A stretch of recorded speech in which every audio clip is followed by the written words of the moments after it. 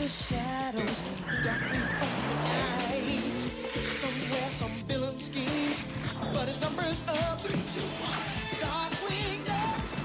When there's trouble, you call me darling. Darkwing Duck. Let's get nice arena ratings. Darkwing Duck. Darkwing, Darkwing Duck. Cloud of snow and he appears, the master of surprise.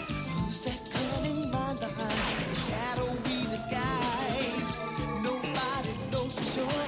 Bad guys are out of luck. Here comes Darkwing Duck. Look out! When there's trouble, you call DW. Darkwing Duck. Let's get nice arena ratings. Darkwing Duck. Better watch you, bad boys. Darkwing Duck. Hey guys, this is Siege coming to you with a video 4. This week we're going to be focusing on Warrior Druid, mostly because that's all we fought over and over and over, but also because I guess people are interested in it, and it does take sort of an abstract concept to beat them strategy wise if they're not terrible, so it's a good thing to show. Quick shout out to the 10 million people that have been spamming me with tells every day. I'm glad you're seeking help and all that, but the best place to do it would be on my blog, not in-game. In-game I'll respond to you, but my answer will have varying quality depending on my mood, who I'm talking to, what I'm doing. I mean, oftentimes I'll like log on and just like sit there, make a sandwich, or I'm not even here. So, yeah, you'll get better answers on my blog. But yeah, whatever you want, I'll reply to you in-game if you like. You know, try your luck. Whatever works for you. Right here I'm going to open up on this guy with a rank 9 bolt. I'm downranking my bolts so they cost me almost nothing. The idea here isn't to kill the guy, the idea is to scare him into giving away his rage. And right there he did it. He had 100 rage, he threw in a shield, he lost it all. And it cost me like 175 mana to take all of his rage. Just a mindfuck. Warrior Druid 2v2. Their warrior gets a charge off on me, no big deal. Just charged into the range of my totems is all. He wants to build rage on my warrior, then switch to me.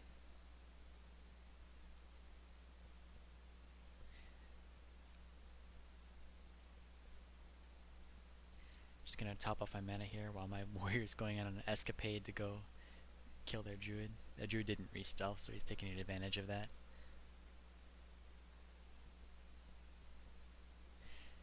Right here I'm going to keep myself topped off, and then I'm going to make the trek over to support my warrior, giving him a Windfury totem, purging up his druid, trying to prevent him from taking CC, all that good stuff. At some point in time I hope to get some perspective from my my warrior's side of the battle, in the future perhaps. Right here, making the trek over to my warrior, maintaining my very high health so I can't get rushed down at any point. I know that I'm going to have to take some hits and not heal myself for a while to make this offensive push right here. Just purging the hell out of this guy. Alright, just pushing towards this druid, and right here he's going to get away from us, so we're going to switch to the warrior because you always have to hit what you can hit, maximize your damage. If anything, force this druid to come back out. Right there, he's coming back out because he has to come back out, because if he doesn't, his warrior dies. So we're pushing towards him yet again. Going to continue to beat the hell out of him. Now, keep in mind his warrior is still very low. Now he's very low as well. He has a choice: stand, heal, die, or run away and have his warrior die. But you have to capitalize on this position by nuking yourself. Right here they're both low, so I'm going to start nuking on this guy, and that'll be the end of them. This is a mirror match, Shaman Warrior, Shaman Warrior. Right here they get the early on good positioning off. We're in a really bad position here. This guy gets my Earth Shield, and then he ends up giving me his, but he probably should have just taken mine and stayed back there. Just gonna try to keep that guy out of Wolf, even though it's really mana inefficient. He doesn't go back in for whatever reason. Laying the grounding there to try to eat up a Purge. Keep that Earth Shield on me a little bit longer, but he actually doesn't take it. Continue to take his. Stopping that because my warrior's a bit out of range for it.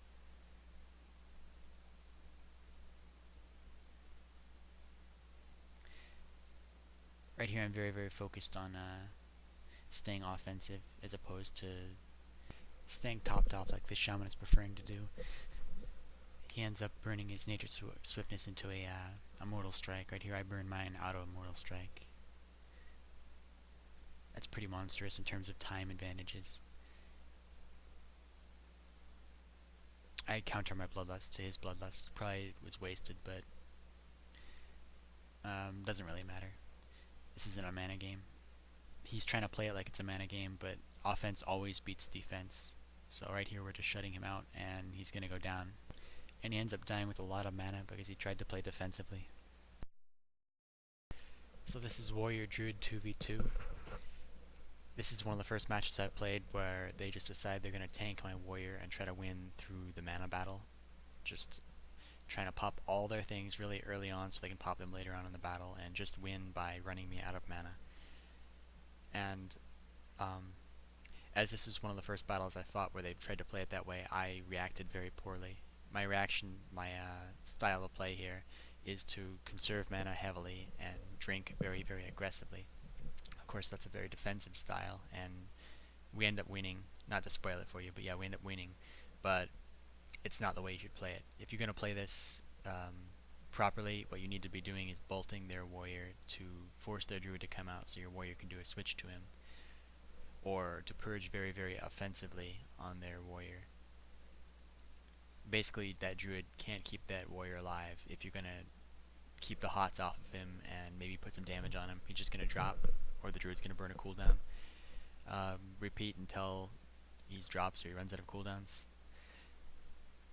But this match, actually, we play a really defensive game. In the defensive game, you can still win, but you win those games by running the druids out of cooldowns, like defensive cooldowns. Like you hit him until his grasp is down, you hit him until he burns his nature swiftness, you hit him and you hit him and hit him and hit him. And then finally he runs out of cooldowns to keep himself alive, and you just make a switch and he just drops because he's out of cooldowns. That's how we used to do it back towards 2.3. Now it's a bit more civilized.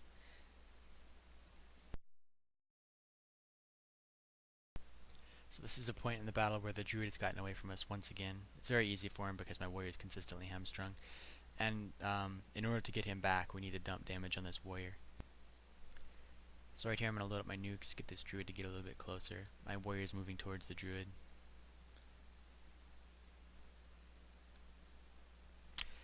Crawling slowly. Finally makes the connect. It's a huge chunk of bonus damage every time he connects with that druid. He just wails on him. Except for that time. The one time I must mention it. Yeah, typically when he connects with the druid, he pretty much makes him explode. You know, takes 40% of his health in the duration of an intercept, and that's pretty huge in terms of mana advantages if you're going to play it that way.